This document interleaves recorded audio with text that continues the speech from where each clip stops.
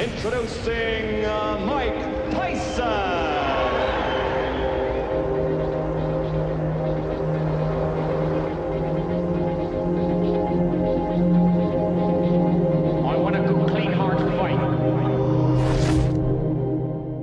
I never looked at anyone as a role model. I don't know, maybe you could say I'm stubborn or egotistic, but the way I come from, I think that it's weak to look up to someone else and say, he's my idol and I want to be like him.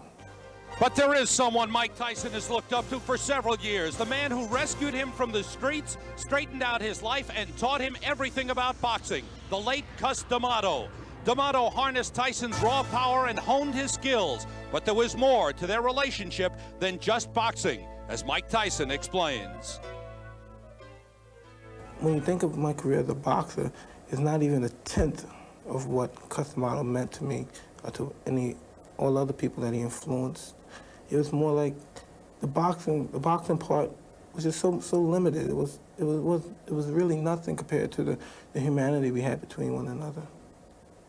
He was my father. He was my father, and there's nothing else I could tell you. He loved me. I loved him. You know, the man lived a long life, 77 years, longer than probably that I'll live. And as far as, you know, he's gone now. And, you know, the show must go on, you know. There's nothing I could do or anyone else could do about it. The show must go on.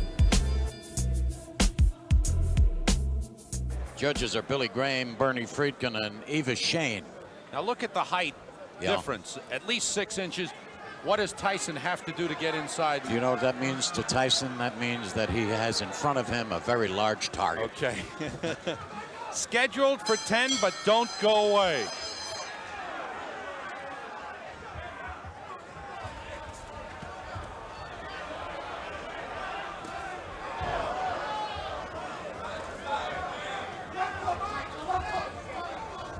Tyson already coming in, got in a short left hook. There's the big left hook, and that rocked Sammy's gas early. It sure did. There's a right hand. He's going to work. Wobbly. He's taking his time. He's pinpointing his punches. He's not over anxious. That's the first punch he's missed so far.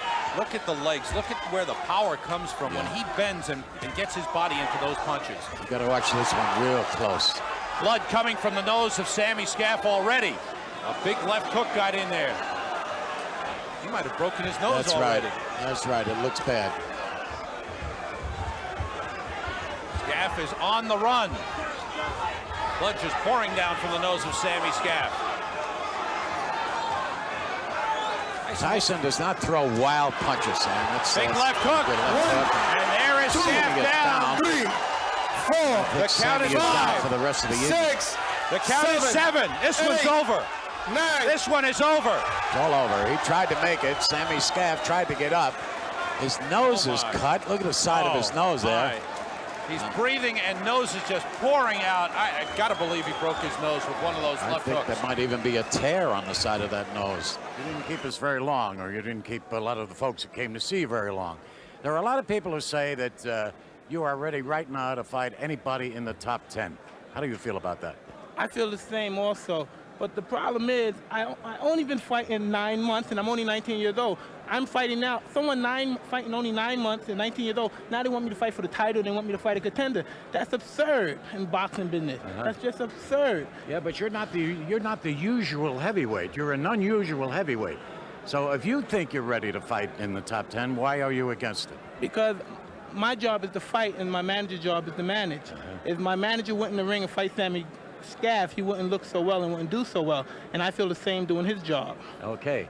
Now let's say that tomorrow morning, your manager said I have a world title fight for you. There are 3 champions: Michael Spinks, Tony Tubbs, and Pinklon Thomas. Of the 3, which would you rather fight?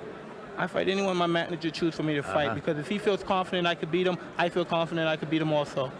Mike, you seem to have a good time. Do you enjoy boxing? Do you think about it all the time? You have to love it to be the best at it. You have to love the sport. Anyone that's just in there to go for the money, it's good to be successful and have financial status. But if you only go in there for the money, you can only reach a certain status. And I'm in there for greatness and peace of mind. And I'm sure I love the sport. If I went in there just for the financial background, I wouldn't do as well as I'm doing now.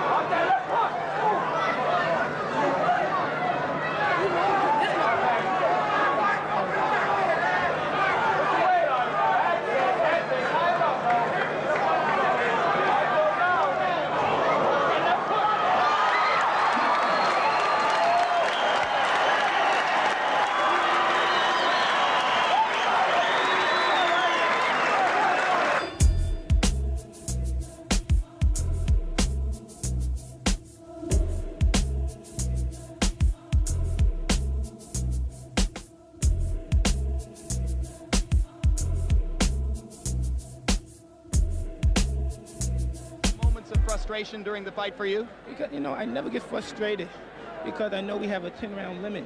And the crop of heavyweights nowadays having a little difficulty going the full 10 rounds. And the way they have it planned in their mind to beat me is to jab, pot shot, and grab me. But it's 10 rounds, and eventually I'm going to catch them.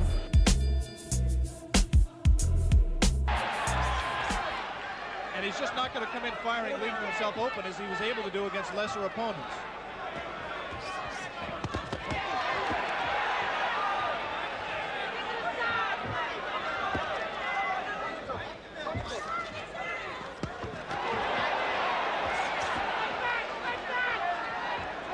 Ferguson in his 10-round loss to Carl the Truth Williams, a TKO defeat, not a decision, was in trouble in both the first and 10th rounds, and now he's in trouble here.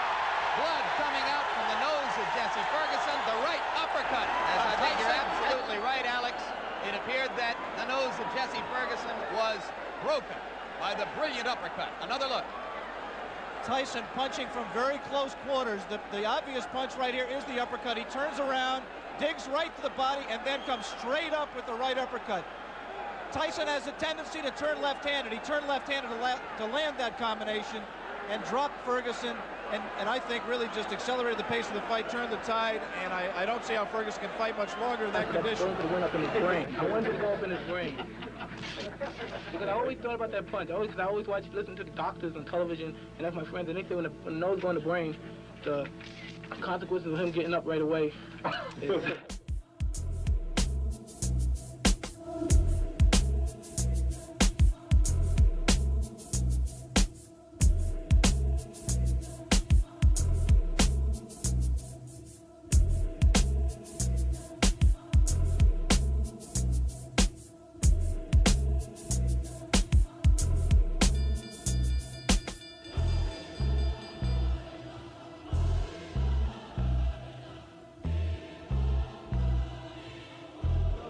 He didn't want to fight. He looked incoherent. He no more soltó, and no decided to continue to fight and throw punches. All right, thank you, referee Luis Rivera. Go get a clean shirt. It's got blood stains all over it. We bring in now Jim Jacob, the manager of Mike Tyson, and very quickly, what did you learn today that you might not have known before about your young protege? Well, I've seen him go 10 or 12 rounds in training. I always knew he could do the 10 or 12 rounds, but it's different in a ring in front of television cameras. And the thing that impressed me mostly about Mike's performance today, I've always known he's an incredible puncher. His punching power defies description. But I loved the way he paced himself. I was very proud of him today, because if the toughest thing in the world to fight, Jim, is a fighter who doesn't want to fight, who doesn't try to win. And from round 2, 3, and 4, the other fighter merely wanted to survive. He had no intention of winning the fight. He just didn't want to fight. And in boxing, that is the toughest guy in the world to fight. All right, congratulations to you. It's worth noting, incidentally, that because of a strategy devised by Jim Jacob and others, Mike Tyson will be fighting 12 more times, perhaps, before the end of this year? Oh, I would say he would be fighting a minimum of 20 times. Minimum 20 before the end of the year. He fights every other week.